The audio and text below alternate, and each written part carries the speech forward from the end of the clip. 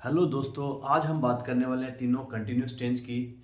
और एक साधारण से नियम है, उनसे आप तीनों कंटिन्यूस टेंस है वो आराम से समझ सकते हैं। तो टाइम वेस्ट नहीं करते हुए चलिए शुरू करते हैं। देखिए, सबसे पहला है अपने पास प्रेजेंट कंटिन्यूस टेंस।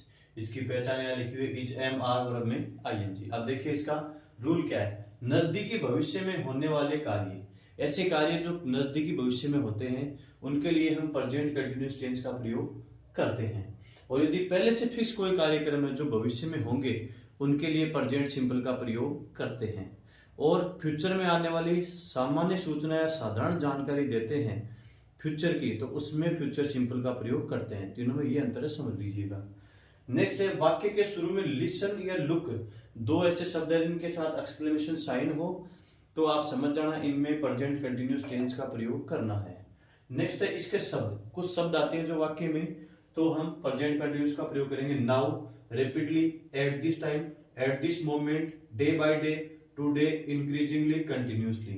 या फिर ऐसे कोई शब्द जो निरंतर जारी रहने वाले कार्य को प्रदर्शित करते हैं। नेक्स्ट बात करते हैं पास्ट कंटिन्यूस। वाज वर्ब और वर्ब में आईएनजी। इसके शब्द है कुछ। ऑल यस्टरडे, अकेला यस्टरडे हो तो पास्ट सिंपल का प्रयोग करेंगे, लेकिन यदि ऑल हो उसके साथ तो पास्ट कंटिन्यूस का प्रयोग करेंगे। ऑल लास्ट डे हो, नाइट हो, वीक हो, at that time, this time हो तो प्रेजेंट सिंपल प्रेजेंट कंटिन्यूस, और दैट हो एट दैट टाइम हो तो past continuous, at that moment. इन ये जो शब्द हैं वो वाक्य में मिल जाएं तो पास्ट कंटिन्यूस का प्रयोग करते हैं। नेक्स्ट है वाइल के बाद वाले वाक्य में।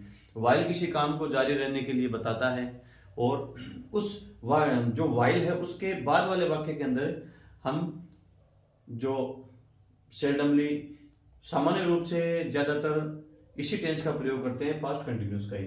वेन और एज से शुरू होने वाले वाक्यों में, वेन और एज से कोई वाक्य शुरू हो रहा है उस वाक्य के अंदर तो वर्ब टू को हम लगाएंगे, और दूसरे वाक्य में कार्य जारी रहने पर वाज वर्ब में आईएनजी का प्रयोग करेंगे। एक बात नोट याद रख लें, यदि दूसरे वाक्य में सिंस फॉरवर्ड टाइम है, ध्यान से सुनो, यदि दूसरे वाक्य में सिंस फॉरवर्ड टाइम है तो पास्ट कंटिन्यूस नहीं लगाएंगे, तो पास्ट परफेक्ट कंटिन्यूस टेंस का प्रयोग करेंगे, हैड, बीन और वर्ब में आईएनजी का। ठीक है, वेन और एज वाले में वर्ब टू। नेक्स्ट है फ्यूचर कंटिन्यूस टेंस। देखिए, सेल, विल, बी वर्ब में ING. At this time, at this moment के साथ, ये जो शब्द है प्रेजेंट कंटिन्यूस के, इनके साथ कोई फ्यूचर का समय हो, फ्यूचर टाइम के कोई वर्ड्स हो जैसे टुमारो, द नेक्स्ट डे के साथ डे हो, नाइट हो, वीक हो, ईयर हो, द फॉलोइंग डे हो, नाइट हो, मंथ हो, ये कुछ शब्द जो फ्यूचर को प्रदर्शित करते हैं तो हम फ्यूचर कंटिन्यूस टेंस का प्रयोग करते हैं। तो ये थे आपके शॉर्ट एंड स्वीट तीनों कंटिन्यूस टेंस। ज़्यादा से ज़्यादा शेयर कीजिए, चैनल को सब्सक्राइब कीजिए। मिलते हैं नेक्स्ट वीडियो में।